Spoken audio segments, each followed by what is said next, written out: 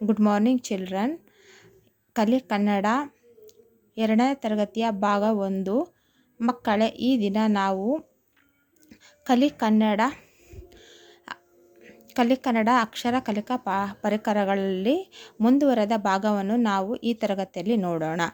ವ್ಯಂಜನಗಳಾದಂತಹ ಜ, ಉ, ಮ, ಬ, ನ ಈ ಅಕ್ಷರಗಳನ್ನು ಬಳಸಿ ನಾವು ಯಾವ ರೀತಿ ಒಂದು ಪದರಚನೆ ಮಾಡುವುದನ್ನು ನಾವು ನೋಡೋಣ.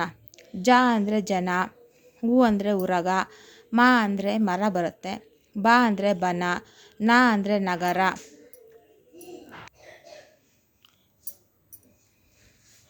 ಇವಾಗ ಪದಗಳನ್ನು ಓದಿ ಯಾವ ರೀತಿ ಈ ಒಂದು ಜ, ಉ, ಮ, ಬ, ನ ಈ ಒಂದು ಅಕ್ಷರಗಳಿಂದ ನಮಗೆ ಯಾವ ರೀತಿ ಒಂದು ಪದರಚನೆ ಮಾಡುವುದನ್ನು ನೋಡೋಣ.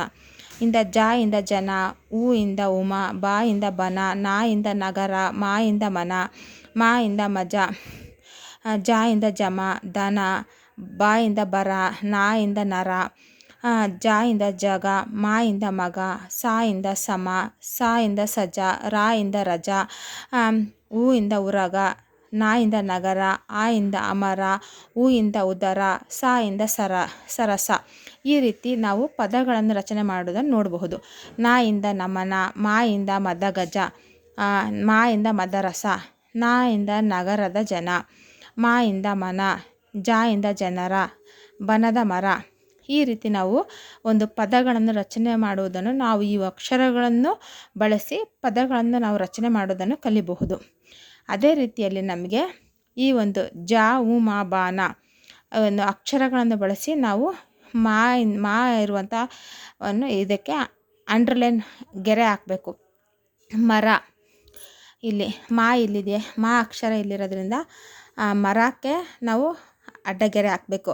ಇಲ್ಲಿ ಬ ಇಂದ ಬನ, ಜ ಇಂದ ಜನ, ಸ ಇಂದ ಸಮ, ನ ಇಂದ ನಗರ, ದ ಇಂದ ದಸರ, ಮತ್ತು ಆಮೇಲೆ ಗ ಇಂದ ಗಗನ, ನ ಇಂದ ನಮನ. ಈ ರೀತಿ ನಾವು ಏನು ಮಾಡಬೇಕು, ಅಕ್ಷರಗಳನ್ನು ಗುರುತಿಸಬೇಕು. ಕೊಟ್ಟಿರುವಂಥ ಅಕ್ಷರಗಳನ್ನು ಸರಿಯಾದ ಅಕ್ಷರ ಆರಿಸಿ ಬಿಟ್ಟ ಪದ ಪೂರ್ಣಗೊಳಿಸಲು ತಿಳಿಸಿ ಅಂತ ಹೇಳಿದ್ದಾರೆ. ಇಲ್ಲಿ ನಾವೇನು ಮಾಡಿದ್ದಾರೆ, ಇಲ್ಲಿ ಅಕ್ಷರ ಕೊಟ್ಟಿದ್ದಾರೆ.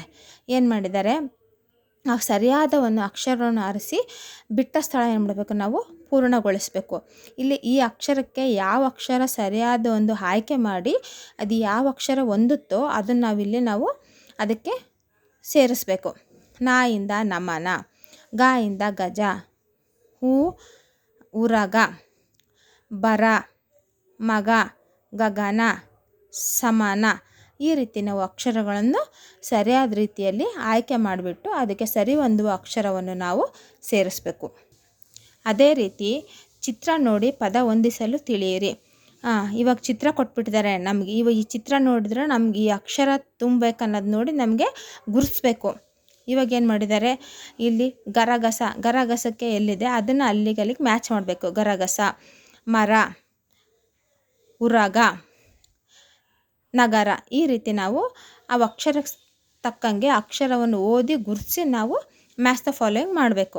ಅದೇ ರೀತಿ ಕೊಟ್ಟಿರುವ ಅಕ್ಷರಗಳ ಸಹಾಯದಿಂದ ಪದ ರಚಿಸಿ ಚೌಕದಲ್ಲಿ ಬರೆಯಲು ತಿಳಿಸಿ ಅಂತ ಹೇಳಿದ್ದಾರೆ. ಇವಾಗ ಏನು ಕೊಟ್ಟಿದ್ದಾರೆ, ರ, ಆ, ಮ, ಸ, ದ, ಜ, ಗ ಆ ಥರ ಕೊಟ್ಟಿದ್ದಾರೆ. ಇವಾಗ ಏನು ಮಾಡಬೇಕು, ನಾವು ಅಕ್ಷರಗಳನ್ನು ಸೇರಿಸಿ ಒಂದು